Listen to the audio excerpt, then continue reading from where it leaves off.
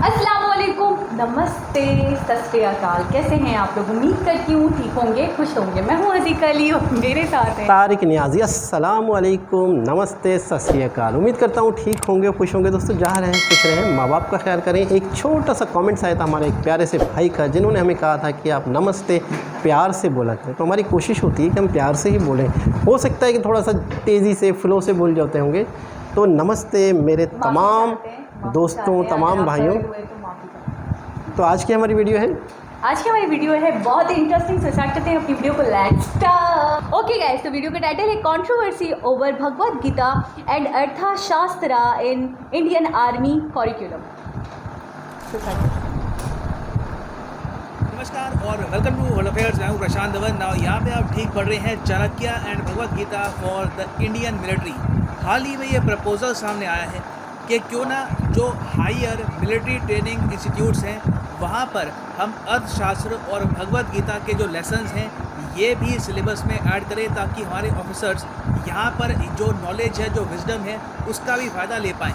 Now जो ये idea बहुत ही इंपॉर्टेंट है। नाउ इनिशियली आप सोचोगे वेट, अर्थशास्त्र इकोनॉमिक्स से रिलेटेड नहीं है, तो मिलिट्री ऑफिसर्स को अर्थशास्त्र पढ़ने की आवश्यकता क्यों है?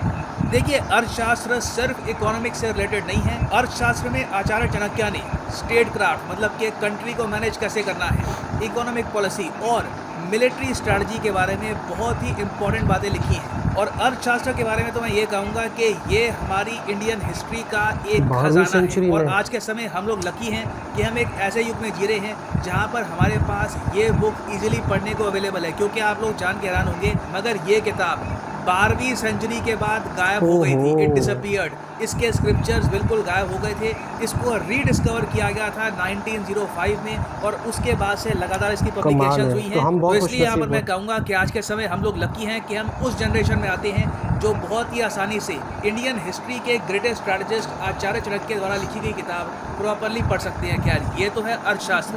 जो दूसरी बुक यहाँ पे रिकमेंड करी गई है भगवद गीता, ये अपने आप में इसके बारे में क्या कहूँ मैं, ये अल्टीमेट किताब है। अगर एक ह्यूमन बीइंग खुद पर कंट्रोल पाना चाहता है, अपनी लाइफ में डिसिप्लिन आना चाहता है, तो this is the ultimate book for that. Gandhi ji ने कहा था कि जब भी मेरे माइंड में डाउट्स आते हैं, मैं समझ नहीं पाता कि मुझे करना क्या है, मैं भगवद गीता के पास ही जाता हूँ। वहाँ से मुझे दिशा मिलती है कि मुझे क्या करना है। और ओवर द ईयर्स आप अगर देखो तो इंडियन आर्मी के वेरियस मेजर जनरल्स ने ओपनली ये कहा है कि भगवद गीता अपने आप में एक मिलिट्री मैनुअल है। सबको ये किताब पढ़नी चाहिए, स्पेशली आर्मी ऑफिसर्स को।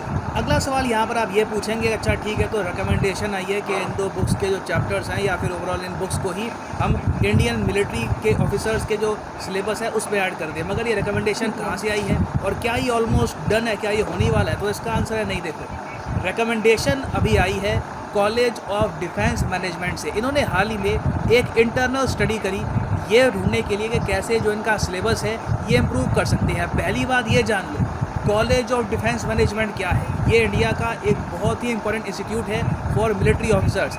ये लोकेटेड है तेलंगाना में। ये याद रख लेना क्योंकि आपसे एग्जाम में पूछ सकते हैं इसके बारे में, क्योंकि सिंस ये अब न्यूज़ में आ चुका है। CDM में देखो, जो हायर रैंक के मिलिट्री ऑफिसर्स हैं जिन्होंने काफ़ी सर्विस ऑलरेडी कर रखी होती है, वो एडवांस ट्रेनिंग के लिए यहाँ पर जाते हैं। यहाँ पर आप कह सकते हैं वो लोग ट्रेनिंग लेते हैं जो कल को Indian air force, Indian navy, Indian army के बिल्कुल टॉप लेवल ऑफिसर्स बनते हैं। तो यहाँ पर आप देखोगे ये इनका इस टाइप का बैच होता है। और यहाँ पे ना सिर्फ इंडियन आर्मी ऑफिसर्स या नेवी या एयरफोर्स के ऑफिसर्स, बाहर की कंट्री के जो ऑफिसर्स हैं वो भी यहाँ पे आके पढ़ाई करते हैं। अफ्रीका की वेरियस कंट्रीज़ हैं, वहाँ से जो मिलिट्री ऑफिसर्स हैं काफ़ी बार यहाँ पे आके पढ़ चुके हैं। साउथ अमेरिकन कंट्रीज़, कई एशियन कंट्रीज से। तो ये ना सिर्फ भारत में, दुनिया भर में एक बहुत ही ज़्यादा प्रसिद्ध इंस्टीट्यूट है। तो यहाँ पर एक इंटरनल स्टडी हुई। उस इंटरनल स्टडी में रेकमेंड किया गया कि इन द फ्यूचर हम यहाँ पर भगवद गीता और आचार्य चाणक्य की जो किताब है अर्थशास्त्र, इसके चैप्टर्स हम ऐड कर सकते हैं सिलेबस में। इससे हमारे जो ऑफिसर्स हैं उनको फ़ायदा होगा, डिसीजन मेकिंग में उनको हेल्प मिलेगी। क्योंकि यहाँ पे आपको देखना होगा, ये जो सब लोग हैं ये आप कह सकते हैं भारत की मिलिट्री पावर का ब्रेन है। इन दी एंड कल को जब वॉर होगी तब यही लोग निर्णय लेंगे, यही डिसाइड करेंगे कि हमको क्या भी के लिए डिफेंस करना चाहिए, अटैक करना चाहिए, what should be our strategy. तो इनका जो सिलेबस होता है यहाँ पर इन CDM, ये काफ़ी इंपॉर्टेंट होता है। ना यहाँ पर एक बात जानने वाली ये है कि इस टाइप के जो इंस्टीट्यूट्स हैं जैसे कि CDM है, ये दुनिया के हर देश में आपको वैसे मिलेंगे। हो सकता है कि इतने ज़्यादा बेहतरीन ना हो, मगर एग्जिस्ट करते हैं ऐसे institutes in Russia, China, Japan, US, वहाँ पर भी आपको मिलेंगे ऐसे इंस्टीट्यूट्स। और पढ़ाई की अगर हम बात करें ना यहाँ पर, तो रफली सेम पढ़ाई होती है ऑलमोस्ट हर देश में, कि मिलिट्री स्ट्रैटेजी क्या होनी चाहिए, साइकोलॉजी ऑफ वॉरफेयर क्या होती है, रीसेंट क्या डेवलपमेंट्स आ रही हैं, क्या नए टैक्टिक्स आ रहे हैं वॉरफेयर में। तो ये सब जो चीज़ें हैं दुनिया भर में कुछ हद तक मैं कहूँगा स्टैंडर्डाइज्ड है। थोड़े बहुत चेंजेस आपको मिलेंगे कंट्री की ट्रेन के हिसाब से, मगर रफली सेम ही पढ़ाई होती है ऑलमोस्ट पूरी दुनिया में। मगर कई देश हैं जिन्होंने इस स्टैंडर्डाइज सिलेबस में अपनी कंट्री की जो स्पेशल बुक्स हैं वो भी ऐड कर रखी है। फॉर एग्जांपल मैं आपको बताता हूँ, रशिया में एक बहुत ही फेमस किताब है जो हर रशियन आर्मी जनरल पढ़ता है। एक्चुअली ना सिर्फ इनका आर्मी जनरल, एयरफोर्स, नेवी का जो यहाँ पे इनके टॉप लेवल ऑफिसर्स होते हैं, उनको भी कहा जाता है कि आपको ये किताब पढ़नी है।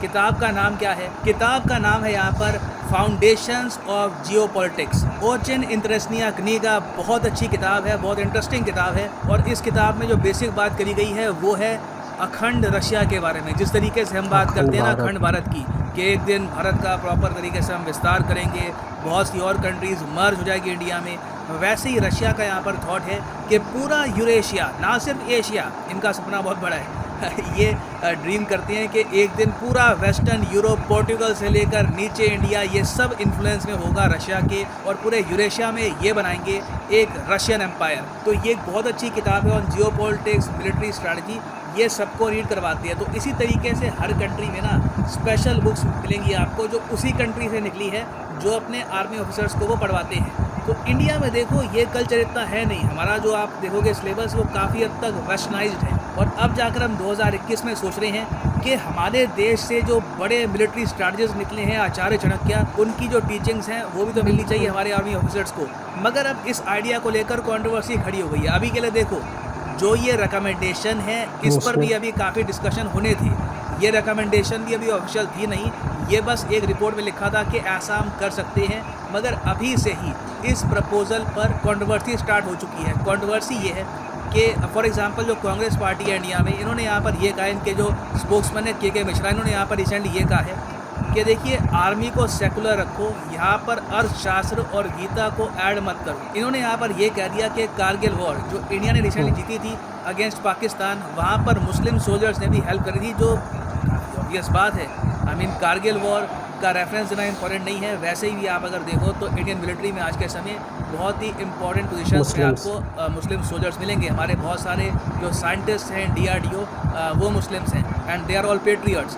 मगर यहाँ पे कांग्रेस ने ये कहा है कि इन बुक्स को अगर हम आर्मी के करिकुलम में ऐड करते हैं तो इससे एक बहुत ही ज़रा ख़राब मैसेज जाएगा। उन्होंने यहाँ पर ये कहा है the government should at least not do politics in military matters. तो अब क्वेश्चन यहाँ पर ये आता है कि क्या जो ये डिसीजन है ये ठीक है यहाँ पर इन दोनों किताबों को ऐड करने का इन द मिलिट्री सिलेबस, या फिर अभी के लिए ये नहीं करना चाहिए। नाउ इनकी जो ये स्टेटमेंट है इसके पीछे भी एक रीज़न है। रीज़न यहाँ पर ये है कि कुछ समय पहले एक फेक न्यूज़ सामने आई थी। न्यूज़ असली नहीं थी, मगर एक ऐसे ही हवा में बात फैल गई कि जो national institute of open school है NIOS, उसने ये डिसाइड किया है कि ये लोग अपने सिलेबस में, अपने करिकुलम में ये लोग गीता और रामायण को ऐड करेंगे, और ये जो मदरसास है वहाँ पर ही पढ़ाई जाएगी। अब ये काफ़ी कंट्रोवर्शियल डिसीजन था। बाद में NIOS ने बोला कि कुछ हम ऐसा नहीं कर रहे हैं, ये जिसने भी ये खबर फैलाई है गलत है। मगर इनिशियली जब ये खबर फैल गई तो वर्ल्ड मीडिया ने इसको काफ़ी कवर किया। यहाँ पे आप देख पाओगे जर्मनी की जो DW न्यूज़ है उसने भी इसको कवर किया, और इंडिया में भी बहुत सारे जो मुस्लिम्स हैं वो गुस्सा हो गए कि ये ऐसा क्यों किया जा रहा है। अगर ऐसा करना है तो जो कुरान है ये भी मैंडेटरी करो। ये इशू इन द पास्ट जब सामने आया था तो बिल्कुल कुछ प्रॉब्लम्स क्रिएट हुई थी, मगर the military is a different domain all together. तो यहाँ पे मैं इन दी एंड आपसे पूछना चाहूँगा कि आपके हिसाब से मिलिट्री करिकुलम में इन दो किताबों को ऐड करना चाहिए या फिर नहीं। अगर नहीं ऐड करना चाहिए तो प्लीज़ अपना जो रीज़न है ये भी लिखिएगा। I am sure all of us would like to have a healthy discussion on this in the comment section. जी जनाब, ये एक बहुत ही इन्फॉर्मेटिव वीडियो थी हमारे लिए आर्मी से रिलेटेड, और इस वीडियो से मुझे लग रहा है कि वाकई ही जब इंडिया में देखें सिख भी हैं आर्मी में, सिख मज़हब एक अलग है, मुस्लिम भी हैं, हिंदूज़ भी हैं, ठीक है ना। मुस्लिम तो मैं ये कहता हूँ कि इस तरह की इस चीज़ से कंट्रोवर्सी हो सकती है। अच्छा, दूसरी चीज़ ये हो सकती है कि प्रॉपर मैं अपना पॉइंट ऑफ व्यू देता हूँ, फिर आपसे पूछता हूँ।